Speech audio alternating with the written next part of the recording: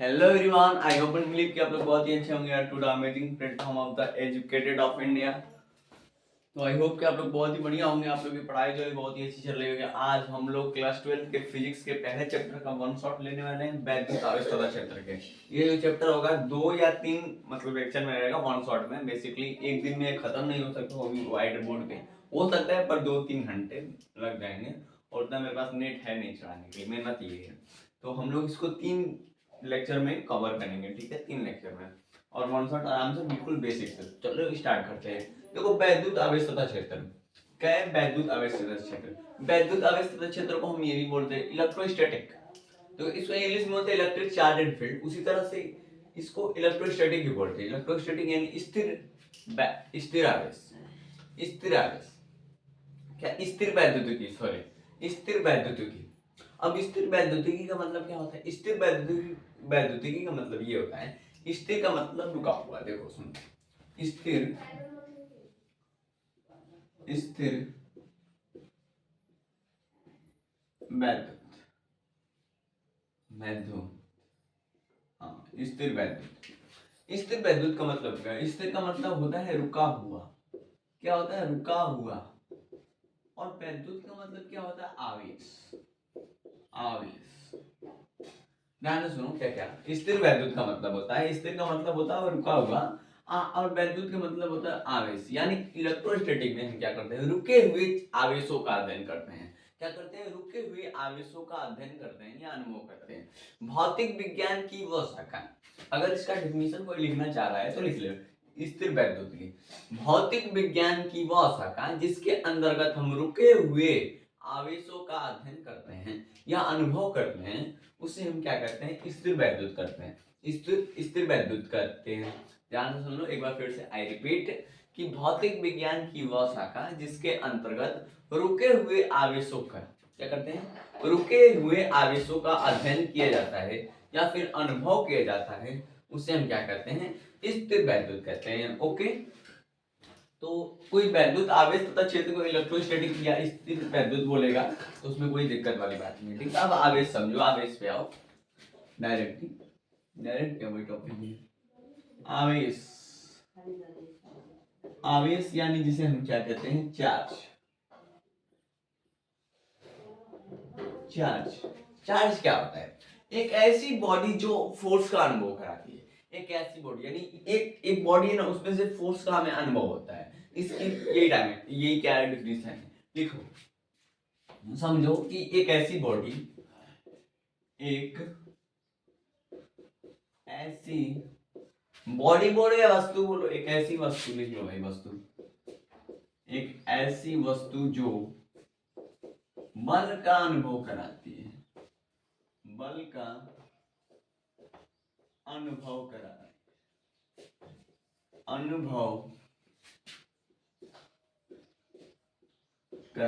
है, उसे हम क्या कहते हैं यार? आवेश कहते हैं, आवेश कहते हैं। ठीक, एक ऐसी वस्तु जो बल का अनुभव कराती है उसे हम आवेश कहते हैं। आवेश हमारे, जो हमारा आवेश है वो दो प्रकार से होता है। आवेश हमारा कितने प्रकार से होता है? दो होता है। एक होता है हमारा पॉजिटिव चार्ज और एक होता है हमारा नेगेटिव चार्ज। यानी एक होता है हमारा पॉजिटिव यानी धनात्मक आवेश, एक होता है हमारा ऋणात्मक आवेश। धनात्मक आवेश क्या होता है? धनात्मक आवेश का मतलब इसके इलेक्ट्रॉन इसको छोड़ के चले जाते हैं। क्या होते हैं? इसके इलेक्ट्रॉन इसको इसको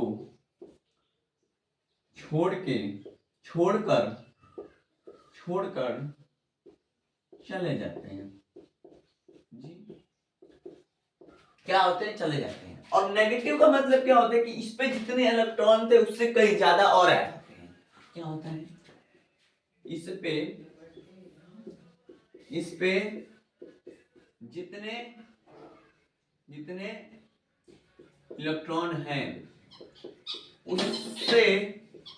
उससे कई ज्यादा इलेक्ट्रॉन आ जाते हैं, कई ज्यादा इलेक्ट्रॉन आ जाते हैं, ठीक है, आ जाते हैं। तो पॉजिटिव का मतलब क्या होता है? सुनना ध्यान से, पॉजिटिव का मतलब क्या होता है? पॉजिटिव का इसके इलेक्ट्रॉन इसको छोड़कर चले जाते हैं। नेगेटिव का मतलब क्या होता है, इस पे जितने इलेक्ट्रॉन थे उससे कई ज्यादा इलेक्ट्रॉन आ जाते हैं। अब ध्यान से सुनना, पॉजिटिव और नेगेटिव में अगर मैंने कहा कोई एक न्यूट्रल है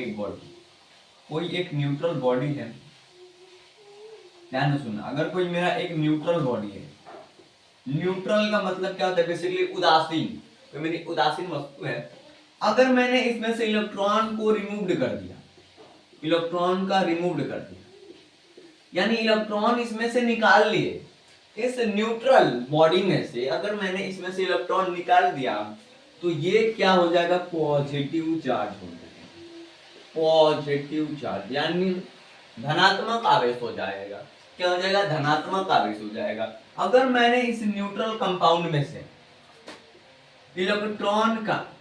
इलेक्ट्रॉन गेन कर लिए या इलेक्ट्रॉन इसको दे दी, रिमूव किया, अब इसमें से इलेक्ट्रॉन इसको दे रहे, अगर मैंने इसको इलेक्ट्रॉन गेन कर लिया तो वो नेगेटिव चार्ज हो जाएगा। क्या हो जाएगा, नेगेटिव चार्ज हो जाएगा, यानी ऋणात्मक आवेश हो जाएगा। क्या हो जाएगा, ऋणात्मक आवेश हो जाएगा। तो किसी न्यूट्रल कंपाउंड में से इलेक्ट्रॉन को रिमूव किया तो पॉजिटिव चार्ज हो जाएगा, किसी न्यूट्रल कंपाउंड में से इलेक्ट्रॉन को गेन किया, मैंने इलेक्ट्रॉन को इसमें डाल दिया न्यूट्रल में, तो नेगेटिव चार्ज होता है। ठीक है, अब ध्यान से सुनो, जो मेरा आवेश होता है, इसका जो मात्रक होता है, आवेश का मात्रक क्या होता है, कूलाम, जिसे हम सी से दिखाते हैं, कूलाम होता है। ये आवेश का एसआई मात्रक होता है,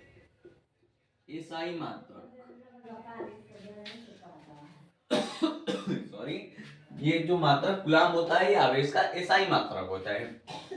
ठीक है, फिर सीजीएस मात्रक क्या होता है, आवेश का सीजीएस मात्रक क्या होता है, स्टेट कूलाम होता है। क्या होता है बच्चों, स्टेट कूलाम। आवेश का सीजीएस मात्रक क्या होता है, स्टेट कूलाम होता है। आवेश का बड़ा मात्रक क्या होता है, वो भी जान लेते हैं। आवेश का बड़ा मात्रक सॉरी, आवेश का बड़ा मात्रक क्या होता है, फैराडे होता है। क्या होता है, फैराडे होता है। आवेश का जो बड़ा मात्रक होता है क्या होता है, फैराडे होता है। आवेश का छोटा मात्रक क्या होता है, आवेश का छोटा मात्रक क्या होता है, आवेश का छोटा मात्रक फ्रैंकलिन होता है।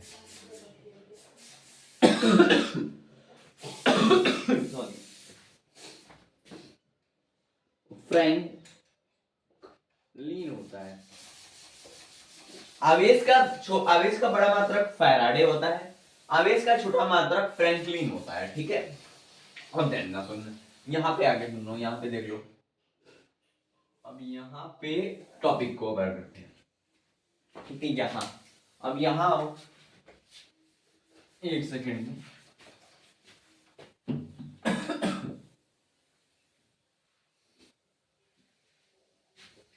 यहाँ एक इलेक्ट्रॉन बराबर कितना होता है,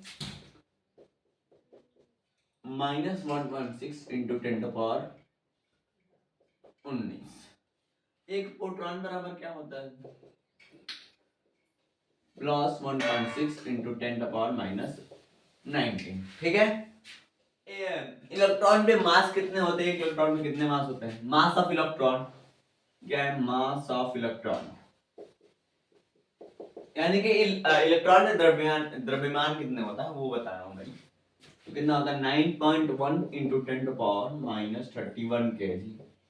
प्रोटॉन पे कितने होते हैं, mass of proton, mass of proton, mass of proton क्या होता है, 1.67 इंटू 10⁻27 kg। ठीक, क्या होता है 1.67 into 1.67 into 10 to the power minus 27 kg होता है। ठीक है, जो आवेश होता है, जो आवेश होता है जिसे हम Q से दिखाते हैं ना, आवेश यही लिख लो। जो हमारा आवेश होता है इसका जो डायमेंशन होता है वो 80 होता है। आवेश का जो डायमेंशन यानी बीमा जो होती है ना वो 80 होती है। इसको भी नोट डाउन कर लो, 80 होता है। ठीक है, 80 होता है। और Q बराबर क्या होता है? Q बराबर I/T होता है। अरे सॉरी, Q बराबर IT होता है। I/T मैंने लिख दिया, यानी आवेश बराबर Q बराबर क्या होता है? IT, ये इसका फॉर्मूला है। अब तुम बोलोगे Q बराबर तो प्लस माइनस N होता है। अरे वो क्वांटिनाइज्ड है, अभी समझाऊंगा कैसे। ठीक है, ध्यान से समझो। अब क्या पढ़ेंगे? आवेशों के गुण पढ़ लेते हैं। क्या पढ़ेंगे? आवेशों के गुण। आवेशों के गुण,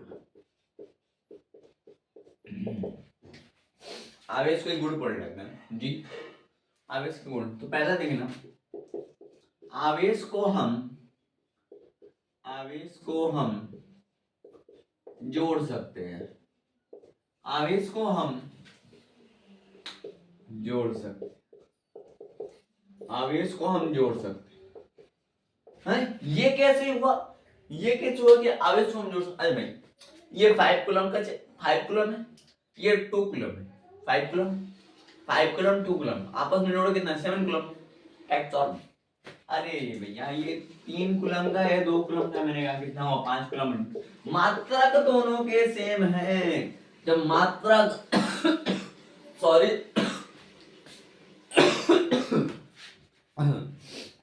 जब दोनों के मात्रक सेम है तो तुम जोड़ ही सकते हो। आपने 11th में यूनिट एंड डायमेंशन में पढ़ा होगा, अरे सॉरी यूनिट एंड मेजरमेंट्स में पढ़ा होगा कि सेम डायमेंशंस को हम एक दूसरे से जोड़ सकते हैं, बट अरे डिफरेंट डायमेंशंस को हम एडिशन नहीं कर सकते हैं। ठीक है, आप ये चीज पढ़े होगे, मेरे को पता है। जो नहीं पढ़ेगा उसके लिए मैं क्या कहूँ। ठीक है, तो आवेश को हम जोड़ सकते हैं। फिर दूसरा क्या है? आवेश है तो मास होगा। आवेश है तो मास होगा। कोई भी बॉडी होगी, मान लो ये एक बॉडी है, इस पे अगर प्लस Q चार्ज है तो जरूर कुछ ना कुछ इसका मास होगा, ऑब्वियसली होगा। ये अगर 2 कूलम 3 कूलम का है बॉडी, इसमें जरूर कोई मास होगा। कोई भी एक पॉइंट ही मानो, उसका कोई मास ही होगा। ठीक है, तो मास है कोई भी आवेश हो, कोई भी चार्ज हो, उसका मास होता है। लेकिन ये जरूरी नहीं है कि कोई भी मास हो उसका चार्ज हो। मैंने कहा अगर 3 kg की कोई ये बॉडी है तो क्या इसमें मैं अगर इसमें मैं आवेश भेज दूंगा तो 1 साल किस में चल जाएगा? न्यूटन लॉ में चला जाएगा, वो ऐसे कर लेंगे, या फिर फ्रिक्शन में चला जाएगा, वर्क ऑन एनर्जी में चला जाएगा, किसी में भी जा सकता है। सिंपल हार्मोनिक मोशन में चला जाएगा। सवाल बनना ऐसे होते हैं। ठीक है, फिर तीसरा देखो,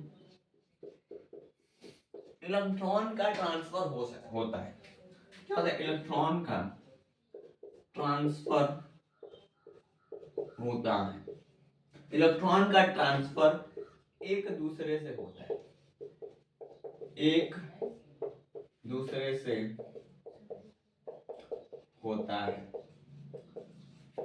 ये कैसे मुश्किल है? अरे मुमकिन है कि इलेक्ट्रॉन का ट्रांसफर एक दूसरे से होता है। मेरे को तो नहीं पता, आप बताइए। अरे भैया, इस हाथ में मेरे इलेक्ट्रॉन है, इस हाथ में मेरे इलेक्ट्रॉन है, बोलो हाँ, इस हाथ में इलेक्ट्रॉन है। मैंने इन दोनों को एक साथ रखा, इन दोनों को एक साथ रगड़ते रगड़ते ये दोनों क्या हुए? गर्म हो गए मेरे। रगड़ते रगड़ते ये मेरे दोनों हाथ क्या हुए? गर्म। पहले ठंडे थे, इनको जब मैंने रगड़ा तो ये क्या हुए? गर्म हुए। यानी इलेक्ट्रॉन, ये वाला इलेक्ट्रॉन इसको दे रहा है और ये वाला इलेक्ट्रॉन इसको दे रहा है, यानी ए से बी में जा रहा है, बी से ए में जा रहा है।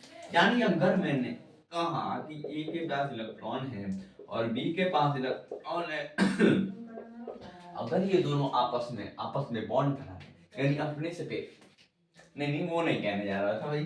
तो ये इलेक्ट्रॉन ट्रांसफर कर रहे हैं, ठीक है, ट्रांसफर कर रहे हैं। ओके, इलेक्ट्रॉन को क्या कर रहे हैं, ट्रांसफर कर रहे हैं। अब चौथी देख लेते हैं प्रॉपर्टी। चौथी प्रॉपर्टी क्या है भैया, चौथी प्रॉपर्टी क्या होती है बताओ। चौथी property charge is quantized. Charge कैसे क्वांटाइज हो सकता है, ध्यान से सुनिए। अगर मैंने कहा एक न्यूट्रल बॉडी है, एक न्यूट्रल बॉडी है, एक न्यूट्रल बॉडी है, अगर मैंने इसमें से इसमें इलेक्ट्रॉन डाले, अगर मैंने इसमें इलेक्ट्रॉन डाले, अगर किसी न्यूट्रल बॉडी में मैंने इलेक्ट्रॉन उसमें डाल दिया तो Q बराबर माइनस एन ई, Q बराबर माइनस एन ई हो गया। तुमको पहले से फॉर्मूला पता है, मैं बताऊंगा नहीं। देखो ये बताऊंगा कि कब माइनस लगाना है कब प्लस लगाना है, ठीक है, ध्यान दो सुनो। अगर कोई न्यूट्रल बॉडी है अगर कोई न्यूट्रल बॉडी है, ठीक है, अगर कोई न्यूट्रल बॉडी है उसमें अगर मैं न्यूट्रल हूं, ये इलेक्ट्रॉन है, देखो ध्यान रखना, मैं न्यूट्रल हूं, ये इलेक्ट्रॉन है, ये इलेक्ट्रॉन मेरे में आके समा गया, ये इलेक्ट्रॉन मेरे में आके समा गया, ठीक, इलेक्ट्रॉन आया मेरे में समा गया, यानी कि Q बराबर माइनस एन। ये मैं हूं ये इलेक्ट्रॉन है, अब मेरे बॉडी में से इलेक्ट्रॉन निकल रहा है, जो इलेक्ट्रॉन आया मेरे बॉडी में से निकल रहा है, तो जब मेरे बॉडी से इलेक्ट्रॉन निकलेगा तो Q बराबर प्लस एन हो जाएगा। इन दोनों को जब मिलाऊंगा तो Q बराबर प्लस माइनस एन, वही फॉर्मूला बनता है, वही फॉर्मूला बनता है। Q क्या होता है हमारा आवेश, आवेश, N क्या होता है number of electron, number of नहीं सॉरी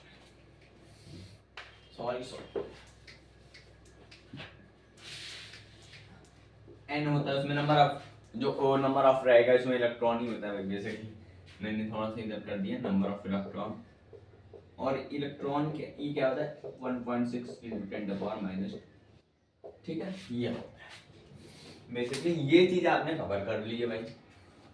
आवेश के गुण में आवेश को हम जोड़ सकते हैं, आवेश हो तो मास होगा, इलेक्ट्रॉन का ट्रांसफर एक दूसरे से होता है, न्यूट्रल बॉडी हो तो ये प्लस माइनस का लगाते हैं, Q क्या होता है, N क्या होता है, E क्या होता है, ठीक है। अब मैं मिटाने जा रहा हूँ, उसके बाद का देखते हैं, ठीक है। और ये अब हम लोग देखते हैं मेथड ऑफ चार्जिंग, इस पे बात करेंगे, method of charging, method of charging, method of charge. अरे भाई आवेश को किस क्या कैसे कैसे बना सकते हैं, आओ भाई देख लो। तो पहला होता है फ्रिक्शन, फ्रिक्शन होता है कि रबरिंग होता है, अरे भाई दोनों एक ही चीज है, क्या तभी से क्या गुंडा बनेगा रे तू। फ्रिक्शन हो गया या फिर उसे रबरिंग बोल लो, रबरिंग। आओ देखो फ्रिक्शन या रबरिंग समझते हैं। फ्रिक्शन या रबरिंग का मतलब होता है किसी दो चीजों को आपस में रगड़ना, फिर रबरिंग या फ्रिक्शन हो गया।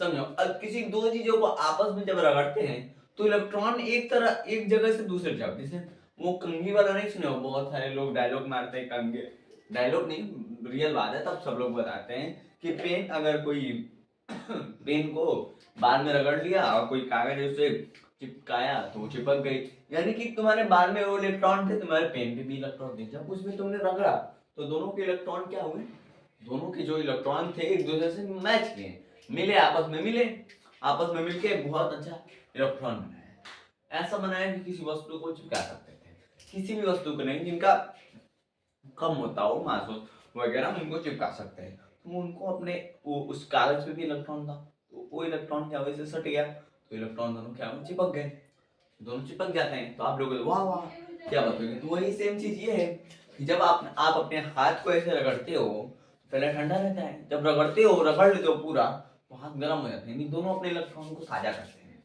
ठीक है। तो रबरिंग का बेसिकली मतलब यही होता है कि अगर मेरे पास कोई A नाम का इलेक्ट्रॉन है तो अगर मैंने इससे रबरिंग कराया B इलेक्ट्रॉन से तो इलेक्ट्रॉन का ट्रांसफर करता है जिसके वजह से रबरिंग होता है। ठीक है, हो गया क्लियर। अब दूसरा इंडक्शन। इंडक्शन इंडक्शन के बारे में पढ़ते हैं। इंडक्शन इंडक्शन के बारे में, इंडक्शन को पहले से पढ़ने जान लो किसके लिए एप्लीकेबल है। एप्लीकेबल फॉर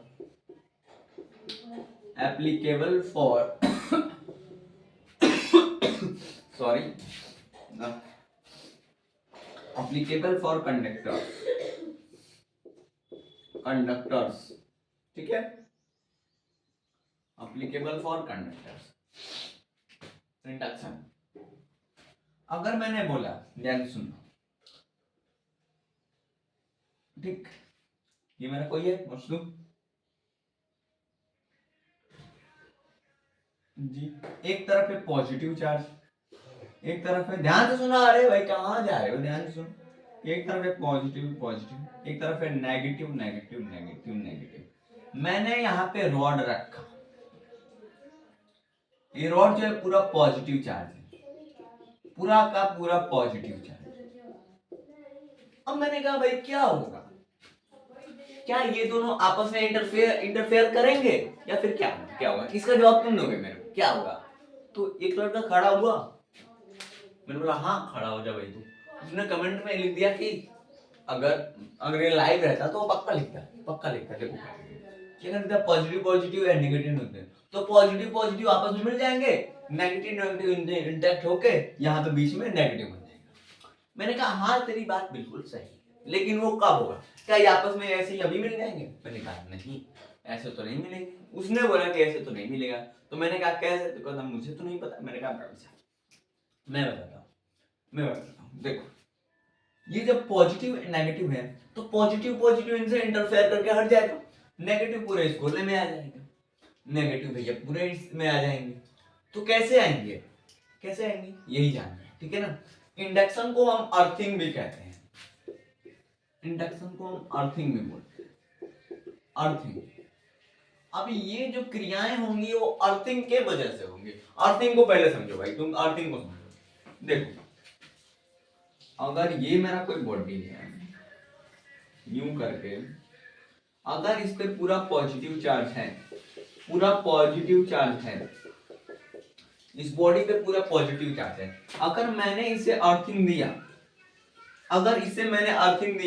तो इसमें से इलेक्ट्रॉन निकलेंगे, इसमें से इलेक्ट्रॉन निकल जाएंगे और आवेश जो धारा होगी वो इधर बहने लगेगी, ठीक है। यानी इलेक्ट्रॉन के अपोजिट अर्थिंग जब हम देते हैं किसी इंडक्शन को, तो वो इलेक्ट्रॉन के अपोजिट धारा बहने लगती है, इलेक्ट्रॉन के अपोजिट। यानी इसमें से इस पॉजिटिव में से, इस पूरे पॉजिटिव में से जब इसको मैंने अर्थिंग का ये सिंबल है, लिख लो भाई, ये अर्थिंग का सिंबल है। जब मैंने अर्थिंग से इसको जोड़ा तो इलेक्ट्रॉन इसमें से निकलने लगे और धारा इसके अपोजिट साइड जाने लगी। और वही सेम चीज अगर मैंने कोई नेगेटिव है, अगर कोई नेगेटिव है, अगर मैंने इसको अर्थिंग से जोड़ा, कोई नेगेटिव है, इसको मैंने अर्थिंग से जोड़ा, तो इसमें अब इलेक्ट्रॉन जाने लगेंगे, और धारा इसके विपरीत हो जाएगी, अगर कोई नेगेटिव का होगा तो उसको अर्थिंग से अगर मैंने जोड़ा, अर्थिंग से इंटरफेयर कराया या फिर उसको जोड़ा, तो इलेक्ट्रॉन उसमें जाने लगेंगे। पॉजिटिव में क्या हो रहा था, इलेक्ट्रॉन आ रहे थे, निकलने लगे थे, धारा उसके अपोजिट जा रही थी। इसमें तो इलेक्ट्रॉन जा रहे हैं, धारा उसके अपोजिट आ रही है। तो ये किसका केस है? अर्थिंग का केस है। अब यहाँ पे पॉजिटिव नेगेटिव दोनों एक साथ है, अब इसमें अगर पॉजिटिव के भाई देर मान जाना और पॉजिटिव है, नेगेटिव कितने सारे हैं आप रियल लाइफ में भी देख सकते हो। तो अगर मैंने इसको अर्थिंग से जोड़ा,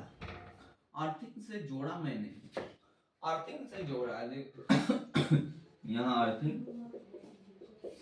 अर्थिंग से जोड़ा, तो इसमें से इलेक्ट्रॉन भैया निकलने लगेंगे, इलेक्ट्रॉन भैया निकलने लगेंगे और इसमें धारा इससे जाएगी। तो बाय द समरीज कि ये जब जब सारा खेला होगा तो ये लास्ट में जाके यूं कहेगा, यूं यूं यूं यूं, ओहो गलती बन गया जी। लास्ट में जाके ये कहेगा कि मैनू तो ये था जी, पूरा नेगेटिव चार्ज हो जाएगा इस बॉडी पे, पूरा नेगेटिव चार्ज हो जाएगा। ओके, पूरा नेगेटिव चार्ज हो जाएगा क्योंकि संभाल लेगा नेगेटिव चार्ज इन सबको। ये 10, अगर ये 10 नेगेटिव चार्ज है, ये 20 लोग है, तो वो 10 नेगेटिव चार्ज इन पॉजिटिव को संभाल लेगा। और यहाँ संभाल लेगा, निगेटिव रियल लाइफ में भी संभाल लेगा, रियल लाइफ में भी संभाल लेगा। ठीक है, तो ये चीज हो गई, ये चीज हो गई। इंडक्शन क्लियर है। अब पढ़ते हैं कंडक्टर्स। कंडक्टर्स कंडक्टर्स यहाँ पढ़ लेते हैं भाई। कंडक्टर्स नहीं, कंटैक्ट, कंटैक्ट पढ़ेंगे ना, कंटैक्ट, कंटैक्ट जो कि जिसको कंडक्टर्स ही बोलते हैं, एप्लीकेबल फॉर कंडक्टर्स। कंडक्टर्स ही है ये बेसिकली। ठीक है, क्या है कंडक्टर्स? मान लो कोई ये मेरा कंपाउंड है, कंपाउंड बोल रहा हूँ, तत्व में ये मेरा कोई बॉडी है, अगर उसमें से मैंने इस स्विच को क्लोज करके इस बी को बंद, ठीक, और जब मैं स्विच को ओपन करूंगा, यहाँ थोड़ा सा, यहाँ एक मिनट, वहां नहीं, थोड़ा यहाँ जब इसको स्विच से मैंने जोड़ा नहीं था, तब ये दोनों बॉडी थी ना, पहले एक दूसरे से नॉन कांटेक्ट में थी। क्या थी? नॉन कांटेक्ट में थी, कांटेक्ट में थी। जब मैंने इन दोनों बॉडी को अर्थिंग से, इस बॉडी को अर्थिंग से जब मैंने नहीं जोड़ा था, खाली ये थी और रॉड था, तब ये नॉन कांटेक्ट में थे। इंडक्शन हो ही नहीं सकता, नॉन कांटेक्ट था, क्योंकि दूरी है भाई। अब ये यहाँ से उतना दूरी, यहाँ से ना दूरी, कांटेक्ट मिला दोगे क्या तुम? मिला दूं। चलो यहाँ, तो जब मैं इस स्विच को ओपन करूंगा, स्विच को ओपन करूंगा, तो बेसिकली ये जो है बी से जुड़कर इलेक्ट्रॉन का फ्लो करने लगेगा, और क्या? यही मेरा कंडक्टर कंडक्ट होता है, जिसे कंडक्टर्स बोलते हैं। सिंपल वे, दिस इज खत्म। अब हम आएंगे कूलम्ब्स लॉ पे, तो इसको नोट डाउन करो, उसको बाद में मिटा रहा हूं, और आगे करना है। तो अब हम लोग पढ़ने जा रहे हैं कूलम्ब्स लॉ। कूलम्ब्स लॉ,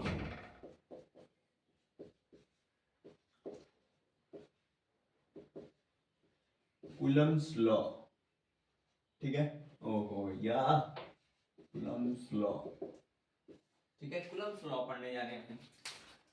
मैं एक चीज पूछ रहा हूँ, कूलम्ब्स लॉ किसके लिए एप्लीकेबल है? जो कमेंट में बताएगा।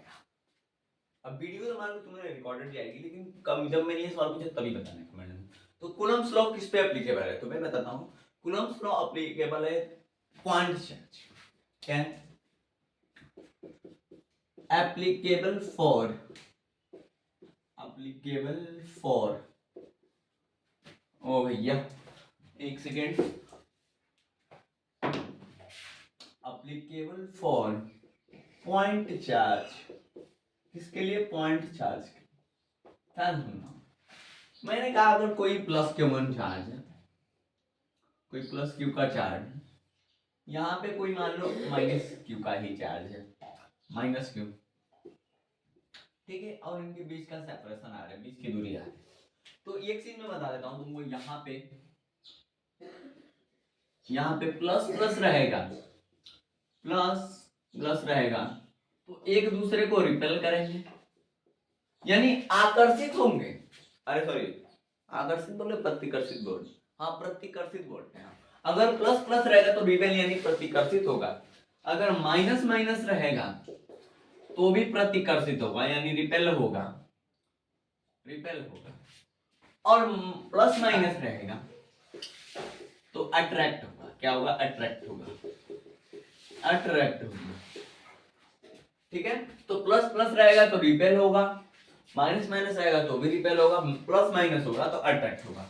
तो अगर मान लो मैंने कहा एक प्लस क्यूब चार्ज है, एक माइनस क्यूब चार्ज है, बीच का सेपरेशन आर है, मेरे को ग्रेविटेशन से पता है, ग्रेविटेशन इसमें लगता है, नहीं गुरुत्वाकर्षण बल वाला लगता है। एक यहाँ पे मास है, एक यहाँ पे मास है, बीच की दूरी वो है, उसमें से निकालते हैं जी m1 m2 अपन r स्क्वायर। ठीक है, F बराबर ये निकल के आता है कि नहीं आता है। तो उसी तरह ये भी है, उसी तरह ये भी है, ये भी है, ये भी है। F के प्रोपोर्शनल होता है इसमें Q1 Q2 और F के प्रोपोर्शनल होता है 1/r स्क्वायर, और प्रोपोर्शनल को आता है तो कांस्टेंट आता है, तो F बराबर K Q1 Q2 upon R square. K बराबर होता है हमारा 1/4 पाई एप्सिलॉन नॉट, इसका मान होता है 9 × 10⁹। ये जो पूरा मेरा फॉर्मूला होता है ये होता है F बराबर 1/4 pi epsilon not into Q1 Q2 upon R square. ये मेरा इसका जो मात्रक होता है, इसका जो मात्रक होता है newton metre square upon coulomb square होता है। इसका जो मात्रक होता है, समझे आप, समझे कि नहीं, मात्रक इसका जी newton metre square upon coulomb square. अब इसका डायमेंशन यानी बीमा निकाल लेते हैं, तो न्यूटन ml स्क्वायर टी के ml स्क्वायर नहीं ml टी के पावर -2, सॉरी सॉरी सॉरी मैं भी थोड़ा भूल गया था, ml टी के पावर -2, ठीक, इंटू एल का स्क्वायर बट्टे में एटी का स्क्वायर। तो क्या होगा मेरा बच्चों, एम एल टी के पावर -2, ये टी के पावर 2 है, ऊपर जाएगा टी के पावर -2, टी खत्म। देखो टी के पावर -2 ये है, ऊपर है टी के पावर 2, ठीक, ये जब ऊपर गया तो टी के पावर -2 खत्म, एम एल टी के पावर -2 तो खत्म, उसको हटाओ, हट गया भाई, टी के पावर -2 है, लो भाई टी के पावर 0 ही लिख देता हूँ, आप खुश हो। फिर a के पावर -1 एल है, एल क्यू हो जाएगा, एल स्क्वायर को मैंने नहीं लिखा, और a के पावर -1 हो जाएगा, यानी ओवरऑल इसका जो डायमेंशन होगा ये होगा, ठीक है। इसमें एक चीज आती है एप्सिलॉन नॉट, एप्सिलॉन नॉट जिसे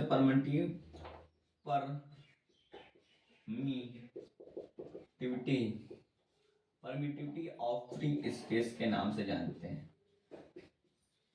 परमिटिविटी ऑफ फ्री स्पेस के नाम से जानते हैं। एप्सिलॉन नॉट बराबर क्या होता है, 8.85 × 10⁻²L coulomb square upon newton metre square, इसका बीमा होता है, अरे सॉरी मात्रक होता है। एप्सिलॉन नॉट का बीमा क्या होता है, बीमा निकालो यहाँ से, तो यहाँ से बीमा निकालो कूलम स्क्वायर का, 80 स्क्वायर ऊपर जाएगा, ये चीज नीचे आएगी, कर लेते हैं, रुक जाओ भाई, कर ही लेते हैं, 80 का स्क्वायर ऊपर रहेगा, ध्यान से भैया देखो यार, ये पूछता है किसमें, अवकलनित प्रश्न, हाँ, तो न्यूटन मीटर स्क्वायर नीचे रहेगा, तो ml टी के पावर -2 इंटू एल का स्क्वायर भैया, तो कितना हुआ, 80 का ऊपर है, m के पावर -1 टी के पावर 2 पहले से था, इंटू टी के पावर, अरे भैया यहाँ गलती हुई है, मैंने भी कहाँ गलती हुई, यहाँ टी के पावर, अरे टी के पावर 2 रहेगा, यहाँ टी के पावर -4 रहेगा, ये गलती हुई थी मनु से, अब ये मेरे को पता चला, अब सही है ना, टी के पावर -4। तो देखो यार क्या हुआ, -1, ये एल क्यूब का -3, टी के पावर ये खत्म हो जाएंगे, टी के पावर -2, टी के पावर 2 ही रहेगा, और ए के पावर 2, ये इसका डायमेंशन है, तो ये इसका डायमेंशन है, यहाँ लिख देता हूँ, m के पावर -1 एल के पावर -3 टी के पावर 2 ए के पावर, टी के पावर 2 होगा ना, 2 ऊपर था, 2 ऊपर था, टी के पावर -2 टी के पावर ऊपर था, टी दोनों खत्म, टी के पावर 0 होगा भाई, 0 होगा, वैसे जीरो होगा नहीं भाई, जब आप देख लेना जीरो होगा। आप मिला लेना, आप पे मैं छोड़ रहा हूँ, थोड़ा सा मेरे को दिक्कत लग रहा है, आप मिला लेना, ठीक है। तो ये हमारा आज का सेशन है। हमने क्या जाना, कूलम्ब्स लॉ कहते हैं, क्या इंडक्शन, फ्रिक्शन, चार्ज, पार्ट, सब कुछ जान लिया आज। सब कुछ नहीं जाने मतलब कि आधा जान गए, आधा मतलब सवाल हम लोग किताब का उड़ा सकते हैं, जो भी इस पे आप देखे पहले, ठीक है। अगर तुमको और भी लगाना होगा ना सवाल, मतलब कि वैद्युत क्षेत्र पे आ जाए, F बराबर क्यू ई होता है, अभी मैं बता देता हूँ, कल इसके बारे में और अच्छे से बताएंगे। E बराबर F अपॉन क्यू लगा देना, तुम्हारा आ जाएगा वैद्युत क्षेत्र, वैद्युत क्षेत्र, ठीक है। F का मान रखना, Q का मान रखना, Q से Q कटाना, आ जाएगा E का मान लगा के सवाल कर देना, ठीक है। ये तुम्हारा फॉर्मूला है। तो आज के लिए बस इतना ही, उम्मीद करता हूँ ये आपको लेक्चर में शानदार लगा होगा। आपको दिक्कत मेरे ख्याल से यही आई होगी, जो कि आप लोग अपने से क्लियर कर ले, नहीं तो मैं नेक्स्ट क्लास में क्लियर कर दूंगा। ओके, तो बाय बाय, आज के लिए बस इतना ही, चलिए चलते हैं।